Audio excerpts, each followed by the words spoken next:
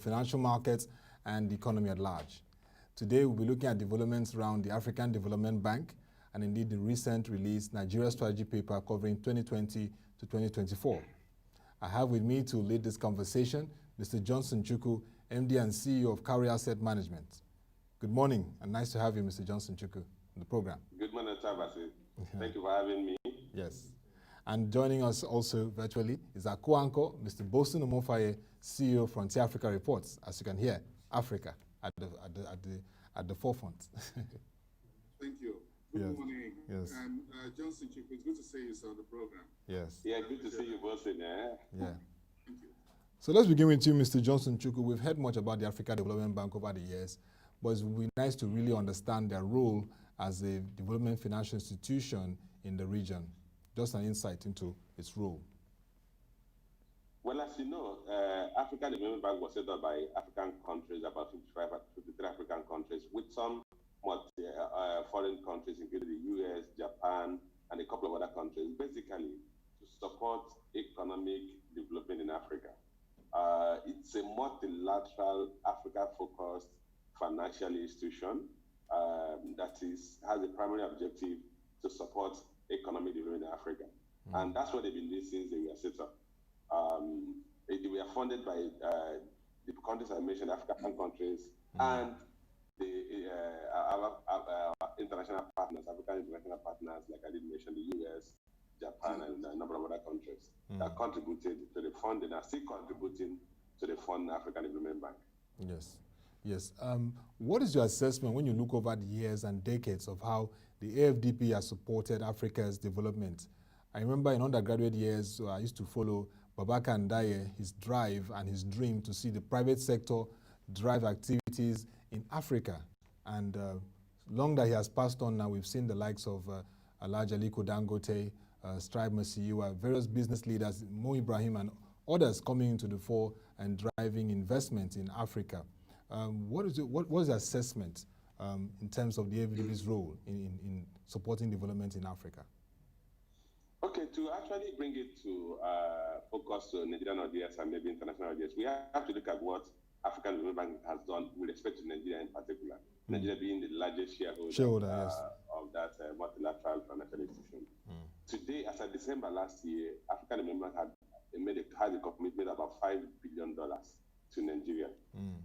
2 billion of that were for public institutions, and then $3 billion of that were for non-public institutions, which means the $3 billion were for private sector operators. What that means is that African Development Bank is providing funding to a number of Nigerian corporate entities to support their production activities, to support agricultural sector. I mean, under the current president of African Development Bank, there's still a lot of focus on agricultural support. And we've seen funding from that institution going into supporting agricultural development in Africa, including the value chain. When I talk about agriculture, we have to look at it's now regarded as agricultural business, not just the subsistence farming we used to have. We still have a lot of African communities. But now, turning agriculture into business, knowing that you can actually invest in agriculture and make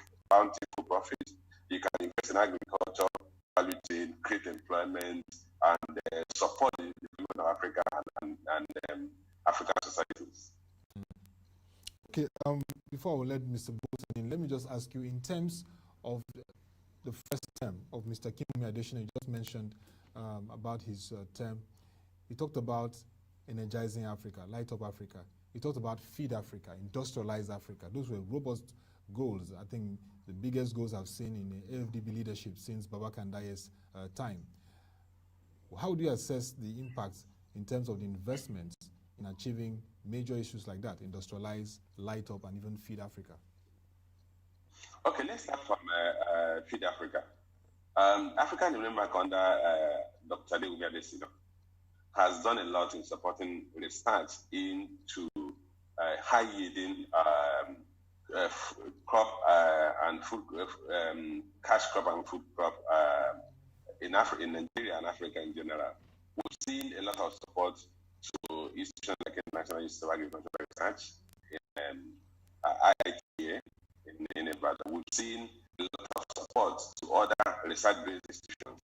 We've also seen a lot of support in terms of the technical know-how, in terms of resources, that is in terms of mechanization.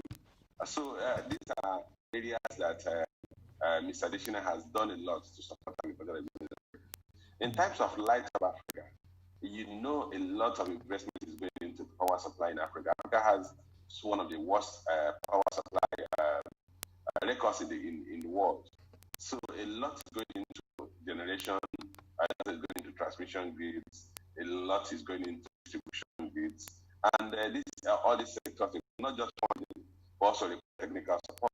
And that's where AfDB, African Development Bank, DB, comes in strongly, in the sense that beyond providing financial support, they also provide technical support that hold those who have accessed those funding to ensure that they use them optimally and that they achieve the objective for which they are set out to achieve. So what I think they have done differently is that beyond providing funding, they've also provided technical support to assist African countries to actually deploy these economic resources optimally. Okay. Mr. Boason, you saw Mr. Kimi Adesina in the villa recently, and President Muhammadu Buhari had a brief session with him and assured him of the support of Nigeria, his home country, and also rallying other African leaders to see that his second-term bid sells through. What is the assessment of that? And indeed, of course, we know that the U.S. came in, and after the Board of Governors and Ethics Committee had initially declared Dr. Adesina, there's going to be another round of probe and audit on his term. What are your thoughts on this? I'll also get back to Mr. Johnson Chukwu, who, of course, I read his initial view, to speak further on why he has that perception. I think I will take my my comments along the corridor of what the former Nigerian president, President Olusegun Obasanjo, in the letter that he wrote to some past, about the 13 past presidents of Africa, various heads of state, and I think I took a bit of that letter, which is the fact that the AfDB has grown over the last 5, 10, 15, 20 years to become an organization of repute, globally speaking, and a critical, important organization, intervening agency on the African continent. What you've seen during the Adesina's administration for the last 5 years was ramping up on the foundation laid by the previous administrations. You talk about Ndiaye, you talk about others who came after him. You see, the point is this: you've seen continuity in leadership at the AfDB, and that is one thing that you need to see for an organization that is critical. So, when you have stability at the leadership, at the top leadership level, and you keep improving the quality of leadership over time, the resultant effect is what Johnson Chukwu has spoken about in terms of the critical interventions of the AfDB across healthcare, infrastructure, airports, food, whatever, across the African continent. And I think if you just go on social media at the click of a button, I don't need to speak about what AfDB is doing.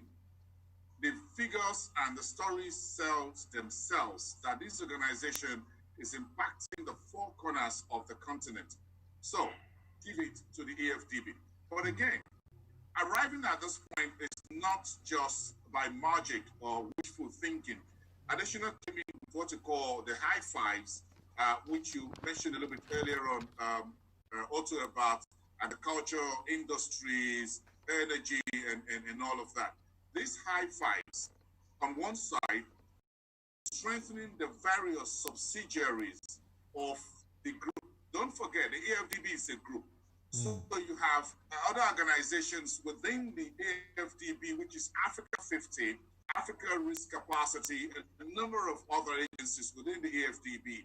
You've also seen how the AfDB has worked very closely with the Afrexim Bank, the Africa Export-Import Bank. You've seen how the AfDB has worked closely with the African Union and the various commissions and departments of the African Union in Ethiopia with NEPA, and again with the various heads of state over the last 5 years. So it's been a game-changing 5 years for this DFI on the African continent. And if you look at the expansion of our relationship and trying to secure soft lending, technical knowledge, know-how beyond the continent, even in the Far East, talk about South Korea and Japan and elsewhere in the world. You've seen a very different institution over the last 5 years, and I think we can just look forward to another 5 years. So talking about additional second tenure, I think we are at a critical point in time when we need to keep the round peg in a round hole, bearing any serious justifiable and verifiable behavior or misdeed at any point.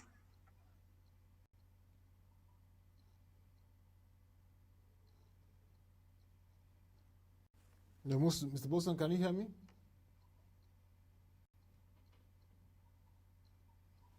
Okay. All right, Mr. Boason has talked about, yes, the role that Dr. Adesina has played and the impact it's made. And like he said, bearing any issue, justification of misdeed or allegations, Dr. Adesina is good to go. I mean, Mr. Johnson Chukwu, what are your views? You talked about the fact that there's no problem with an independent audit or probe.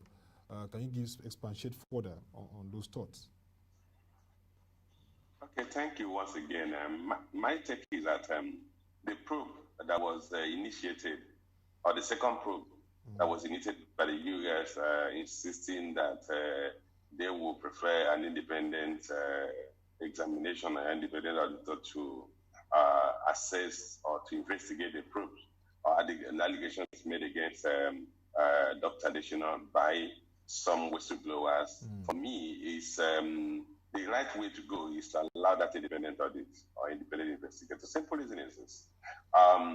If a major shareholder, US is the second largest shareholder in African Development Bank, if a major shareholder makes such a request and you paper over it and you fail to carry out an investigation, it implies that you think that he's guilty and you're trying to cover up that.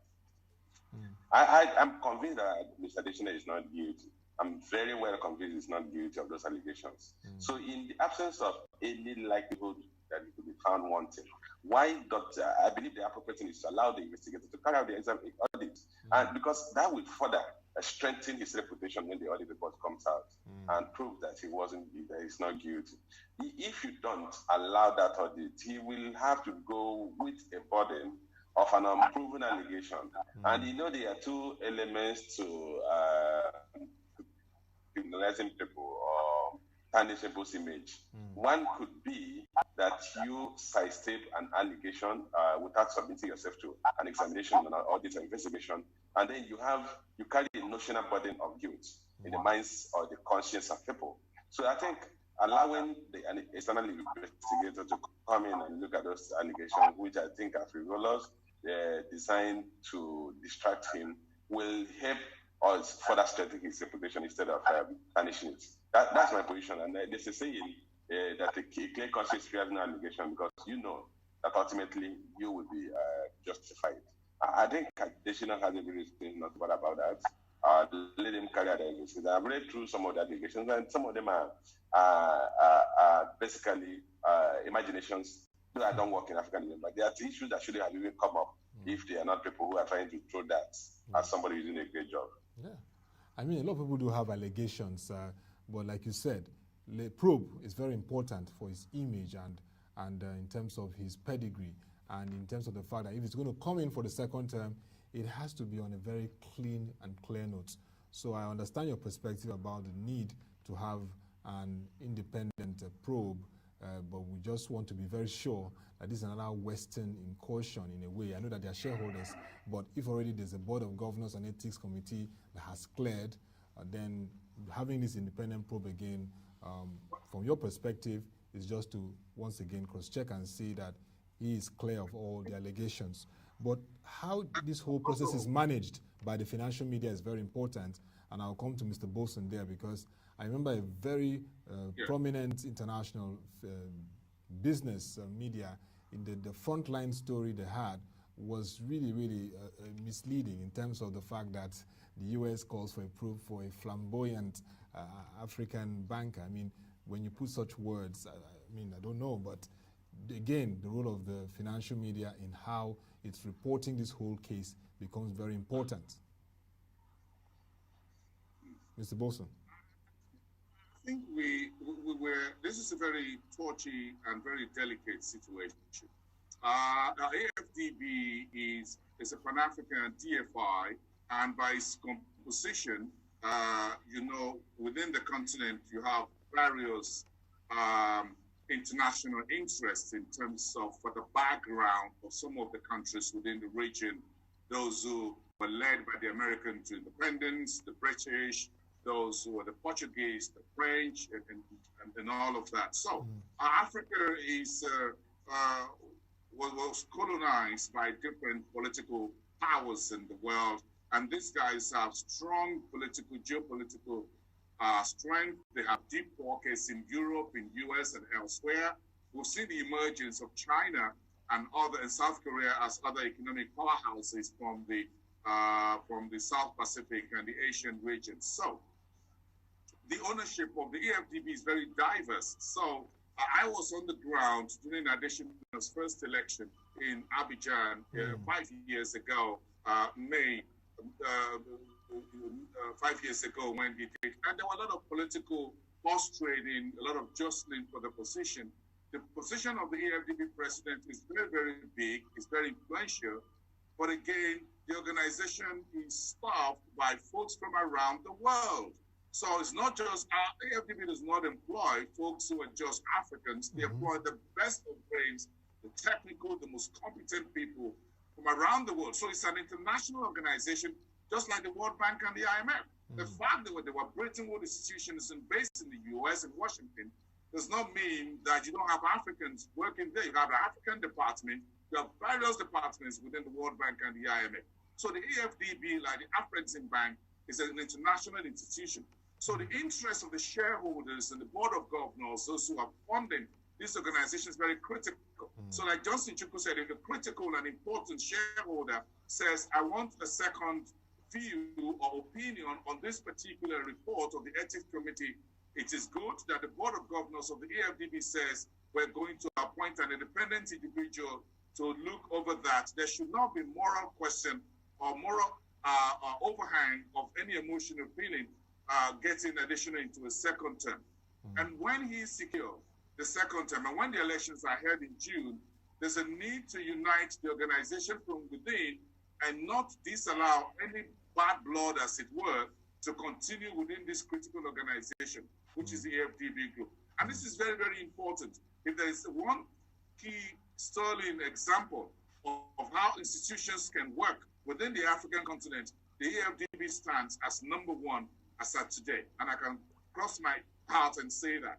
So we need to manage this organization, not just with additional, but folks who work with it. The various departments, the various employees, and various with their various backgrounds and all of that had to be carried along, and everybody had to work from the same page. And this had been there from the beginning of the 5 years of Adesina's presidency at the AfDB.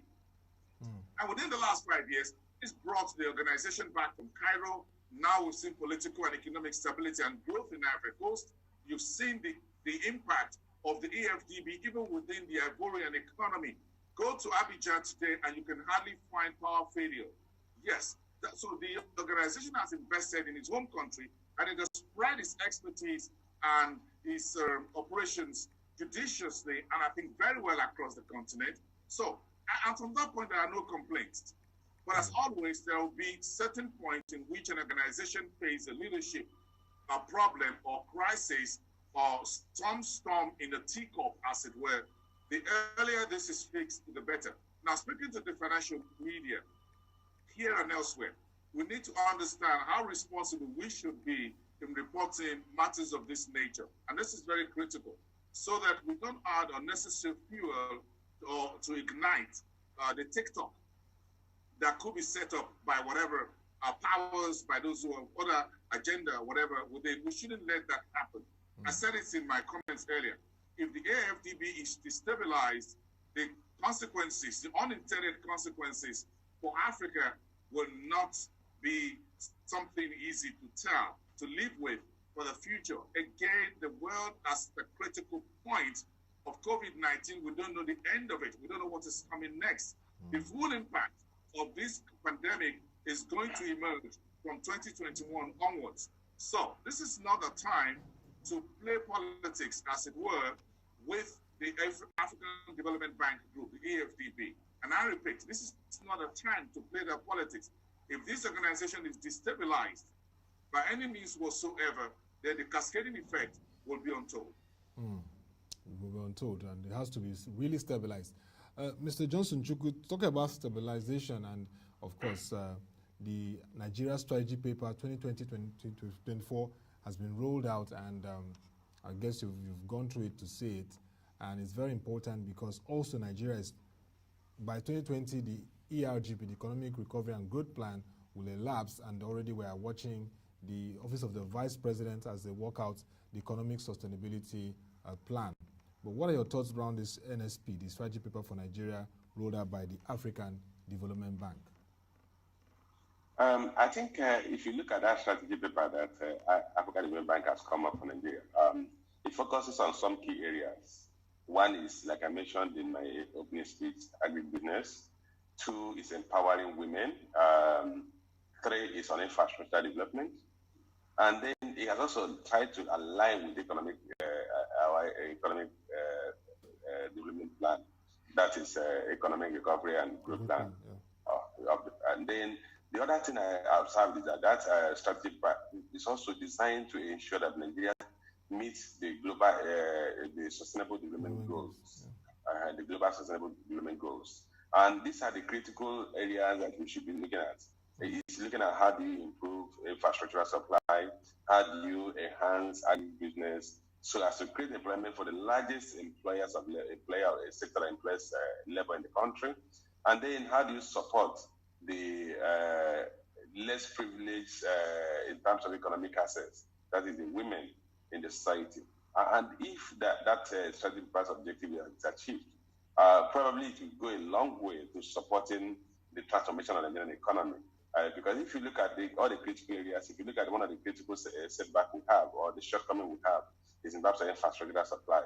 The other aspect that the sector that accounts for about 22% of GDP, which is the agricultural sector, is still largely subsistent.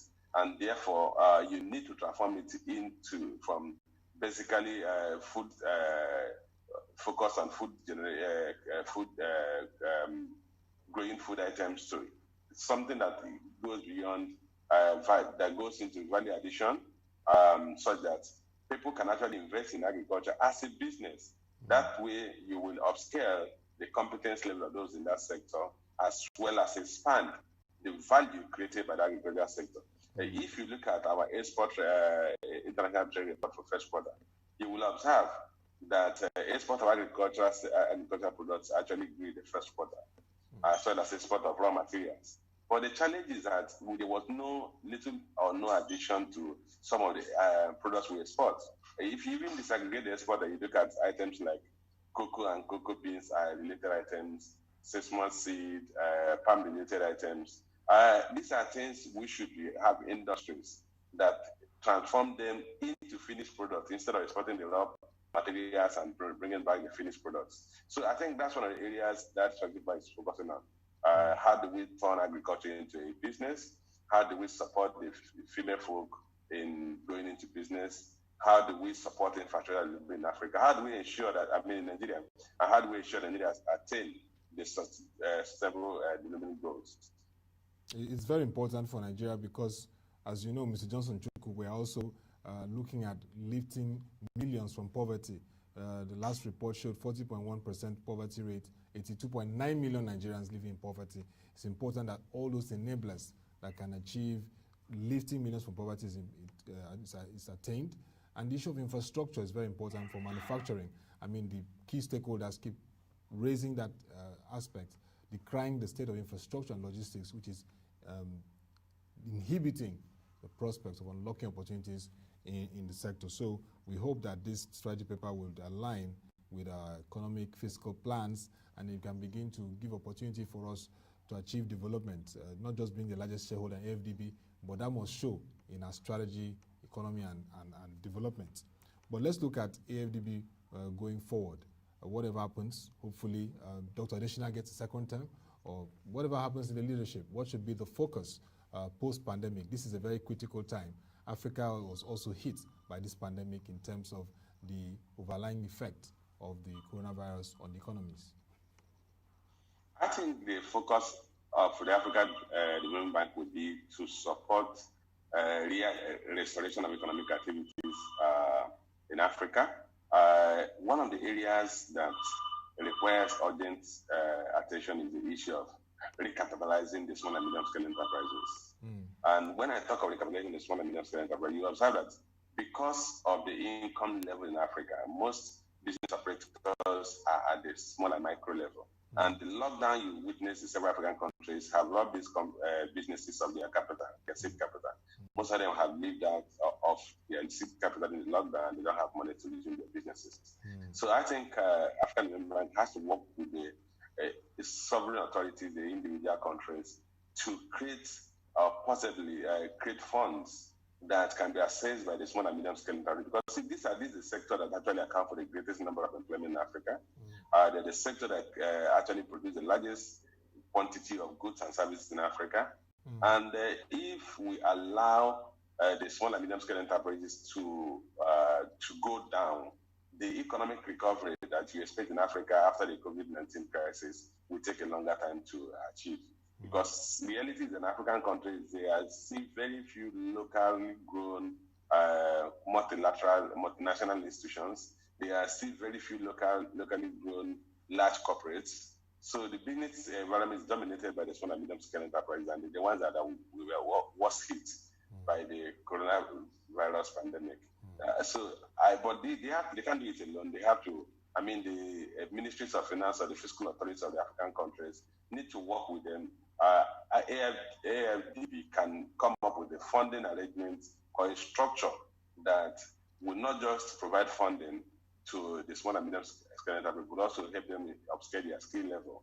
I've always advocated that we need to have some level of incubation centers where the fiscal authorities can bring people with competencies to support and assist those entrepreneurs to understand the issues of record keeping, financial reporting, understanding a little bit of management, and then help them to collapse their businesses, their individual businesses into corporate entities by helping them form into cooperative societies, or preferably incorporating them into corporate entities, such that they can be in better position to, one, build capacity as well as asset funding. Very, very, very good indeed. And Mr. Boason, your closing thoughts, what do you think should be that core focus too? For the AfDB, you've covered it extensively. You've been in Abidjan for various annual general meetings. What do you like to see happen more in the second phase of leadership? The second phase of the AfDB, or the annual general meeting in August, will be very critical for everything that the agency has been doing on the continent. The COVID-19 pandemic on our hands is raising the game. A lot of more funds are being spread around to support the governments and organizations and institutions across the continent. There's a strategy paper about Nigeria you're talking about. The AfDB interventions continuing across the continent. They're intervening in critical areas of the water supply in the Horn of Africa, Egypt, and the rest of them, Ethiopia, and all of that, Sudan. So there's a whole lot more for the AfDB to do, and a lot still being done.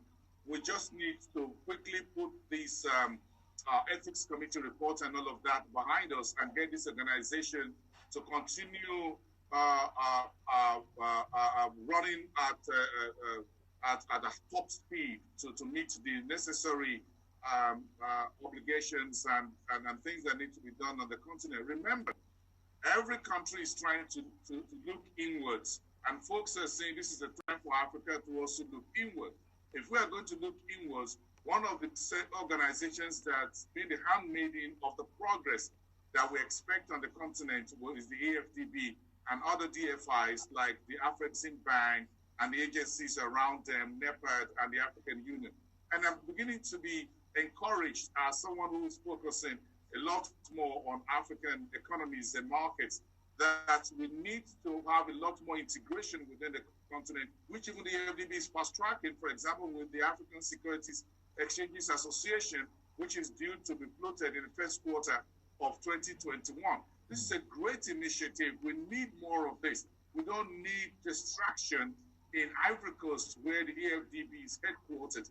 So the peace and unity and togetherness that do this organization together under Adesina's leadership should be continued and moving forward. That is in the best interest of every one of us on the continent, who is Africa, including those who are in the diaspora. Thank you very, very much, Mr. Johnson Chukwu. I can hear you very well. Independent probe is not a problem. It will further bring credence to the leadership of Dr. Adesina, but the focus going ahead should be having support, recapitalization of African SMEs. And for Mr. Boason, integration of the African markets is very key. And of course, is confident of the leadership of Dr. Adesina. Thank you very much, Mr. Johnson Chukwu, MD CEO, Cowry Asset Management, for the time and your interventions on the AfDB, the African Development Bank. And also, it was nice having you, Mr. Boason Omofaye, CEO of Frontier Africa Reports, co-anchoring this and joining us too. Thank you. Thank you very much. Thank you. I appreciate it. Thank you. Thank you. Yes. Thanks for that. And that will be all for Thursday's June 11, 2020 edition of the Market Review. You can join us website, www.proshareng.com, to watch our videos, read our reports and news stories. To become your way again, thank you for watching. Have a nice day and stay safe.